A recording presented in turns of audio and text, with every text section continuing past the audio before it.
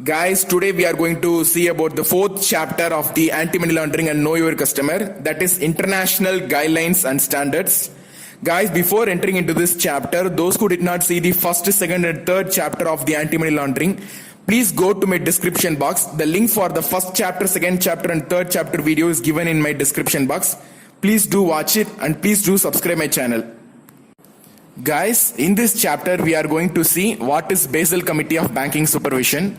Under this there are 5 points. These 5 points are very important because questions are come from this part 2, guys. Okay guys, before that, what is Basel Committee? Basel Committee is nothing but, guys, it is simply a committee which is formed by G7 Summit at 1997. They provide so many rules, regulations related to various domains of banking like risk management, treasury management, etc. guys. Under this there is a small part for the prevention of money laundering and customer due diligence too, guys. In this chapter we particularly focusing on the Basel Committee rules, regulations, implementations on prevention of money laundering and customer due diligence, guys. Actually, Basel Committee has published several documents related to prevention of money laundering and customer due diligence. Here see that, guys, there are 5 important establishments by the Basel Committee of Banking Supervision. Okay, first of all I read the 5 establishments. The first one is the prevention of criminal use of banking system for the purpose of money laundering is the first one. And the second thing, general guidelines to the account opening and customer identifications. Third thing, due diligence and transparency regarding cover payment messages to cross-border wire transfer. Fourth one, sound management of risk related to money laundering and financing of terrorism.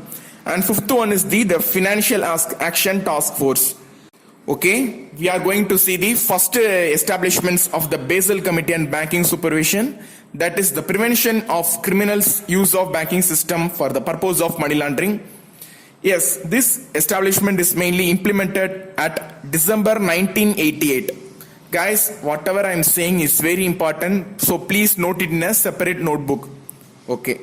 Before 1988, there are so many irregularities happen in the bank, guys, because the bank does not focusing on the reputational risk, fraud risk faced by the bank due to inadequate association.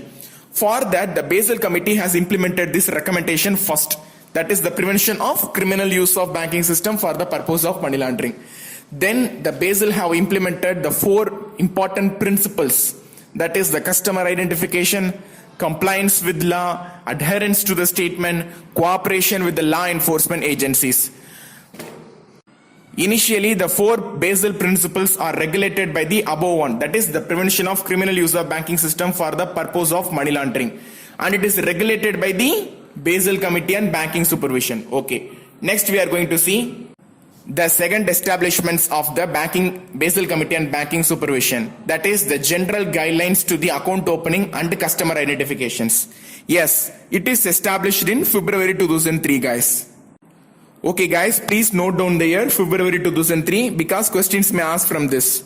Okay, now you see that before 2003 there is no sort of proper regulation for account opening and customer identifications, but now it is properly regulated. I'm talking about before 2003. Okay, there are a lot of irregularities up in place. There is no sort of proper information get from your customer. Everyone can easily come and open the account without not giving any sort of proper information. The authentication process is also very less. So there are a lot of illegal proceedings happen place before February 2003. So the banking system and the Basel Committee and banking supervision think a lot to stop all these irregularities. So they come up with a regulation called General Guidelines to Account Opening and Customer Identification. See that, guys, the below 6 principles is very important because majority of the questions are come from this part too. Okay, the first one is first I will read it. Okay, first I will read the 6 principles. Customer acceptance policy, customer identification, ongoing monitoring of accounts and transaction. The 4th one, risk management, and the 5th one is the KYC standards in cross-border context. Questions are asked from this because it's very important. Guys, nowadays also our bankers is also following these 6 principles for account opening and customer identification. Okay, I will explain you the one by one. Don't worry guys, now I will explain you the 6 points very shortly and very clearly. We will expandly study it in the KYC part. The first one is the customer acceptance policy. It is nothing but, guys, if you want to open a savings bank account, you need to give your PAN card for your identification purpose and your ration card or Aadhaar card for your address proof. That is called as the customer acceptance policy. The banker is supposed to check all these things, guys, before opening an account, guys. The next one is the customer identification purpose. In the customer identification, a banker must note that whether the customer is a low risk customer or a medium risk customer or a high risk customer. Based on that, the banker is supposed to open account for their customers. Okay, if a banker finds that a customer is a low risk customer, then the KYC updation is for every 10 years. If a customer is a medium risk customer, then the KYC updation is for every 8 years.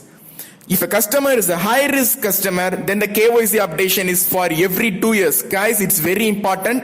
10 years, 8 years and 2 years. The duration for KYC updation for the various risk customers is very important. Questions are asked from this. Please note down in a separate notebook. Okay guys, next we are going to see about the ongoing monitoring of accounts and transactions. After opening the account, whatever the transactions you are supposed to make in your account is keenly watched by the banking system. If there is any sort of illegal or suspicious transactions taken place in your account, it must be reported to the Financial Intelligence Unit. Okay guys? The fourth principle mainly talks about some rules and regulations for managing your account by the bankers. And the fifth one, KYC standard in cross-border context, is mainly for the foreign customers or foreign immigrants, those who are working abroad.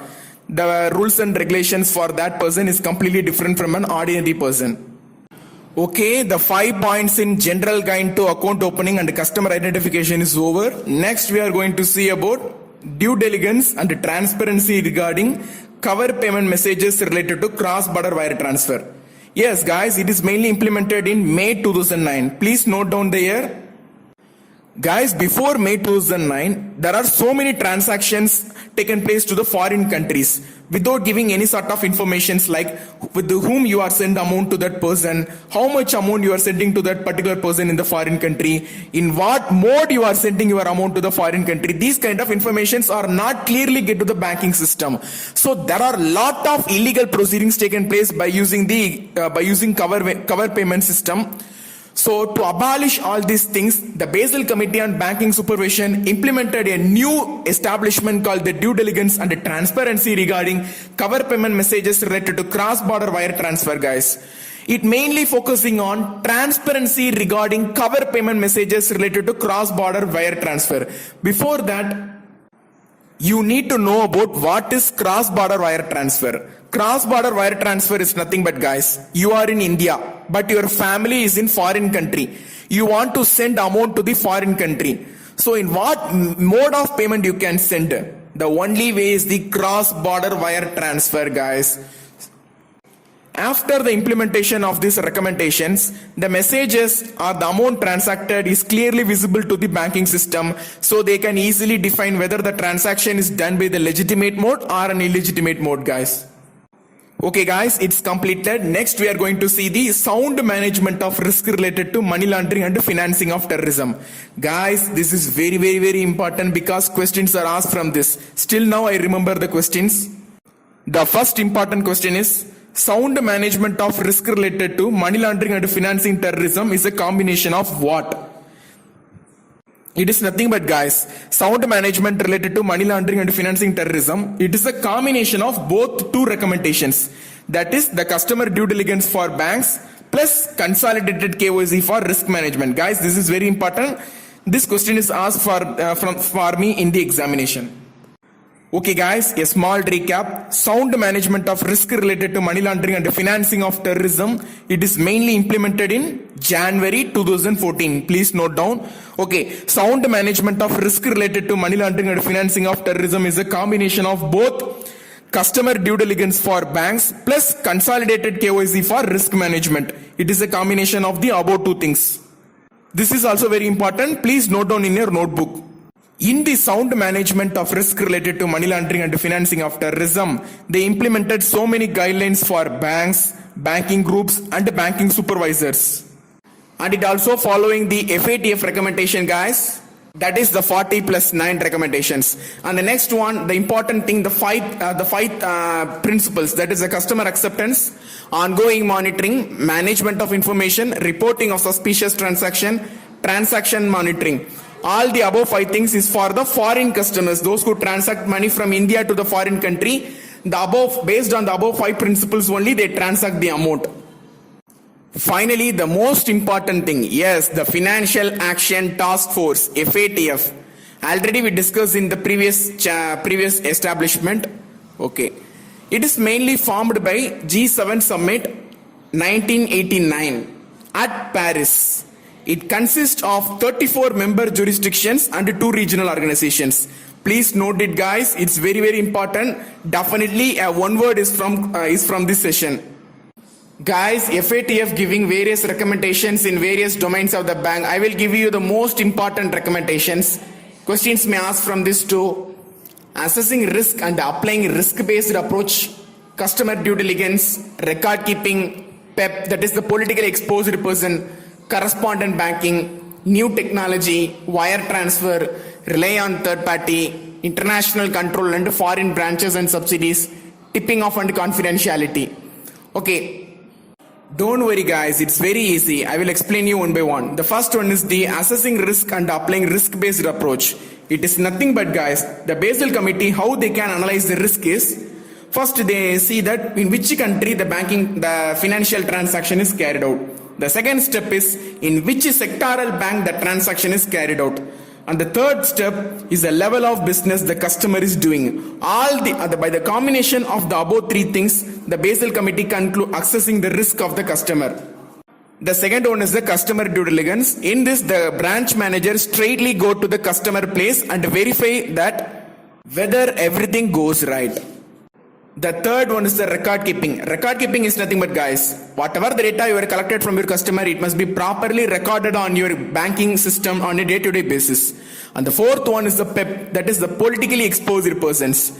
The politicians or high-level commanders, military commanders, DSPs, these are all the persons that are comes under the politically exposed person. And their account opening form, their account opening and other details of these kind of persons must be managed with a branch manager only. The next one is the correspondent banking. Before you need to know what is correspondent banking, first of all you must know what is respondent bank. Responding bank is nothing but a bank which is located in their own country, that is in India, is called as a respondent bank, and the bank which is located in the foreign country is called as a correspondent bank. And the next one is the new technology. New technology means RTGS, NEFT, SHIFT, just like that.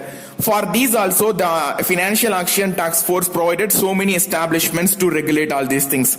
Next, what is wire transfer? Wire transfer is nothing but, guys, transferring amount from one country to the another country. For that also, FATF provides so many establishments. The next one is the rely on third party. But actually, what is third party?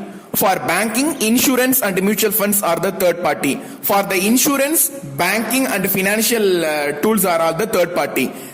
So for regulating the third party instruments also, the FATF provides so many recommendations, guys. Next, FATF state regional bodies. Guys, next we are going to see the most important one, that is FATF state regional bodies. See that there are so many FATF state regional bodies. I give the most important thing.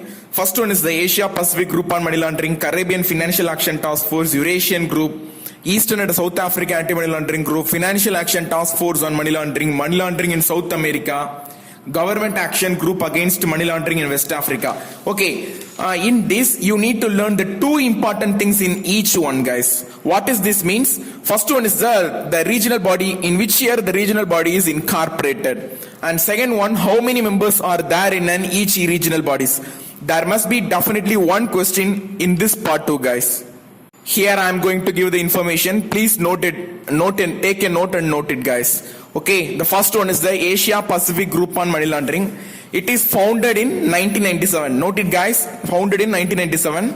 And there are 41 member jurisdictions, okay. The next one is the Caribbean Financial Action Task Force.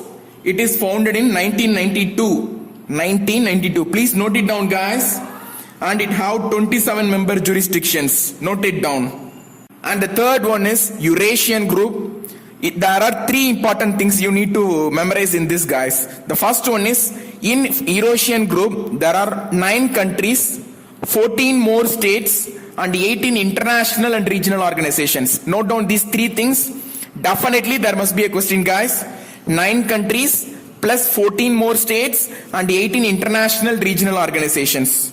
In the Eurasian group, FATF state regional bodies. Okay. Next we are going to see Eastern and South Africa anti-money laundering group. In this there are 17 members, guys. 17 members. Please note down. And it was started up in 1999. And it is started up in 1999. Okay, you may note it. Okay. Next we are going to see Financial Action Task Force on Money Laundering in South America. In this, it is started up in 2000, year 2000. And this is also consists of 3 things. One is 10 member states plus 5 states plus 8 organizations. Please note it down. Very, very, very important. 10 member states, 5 states and 8 organizations in Financial Action Task Force on Money Laundering in South America. Okay. Next we are going to see the next one. Government action against money laundering in West Africa. Yes. In this, there are 16 member states, guys. Okay, that's enough. 16 member states in the government action group against money laundering in West Africa. Okay. Guys, the 4th chapter is over. I'm going to post the subsequent 5th chapter and 6th chapter, 7th, 8th chapter in an upcoming videos because the video go very lengthen. Don't forget to subscribe my channel and keep watching and keep subscribing Friendly Siddharth channel. Thank you.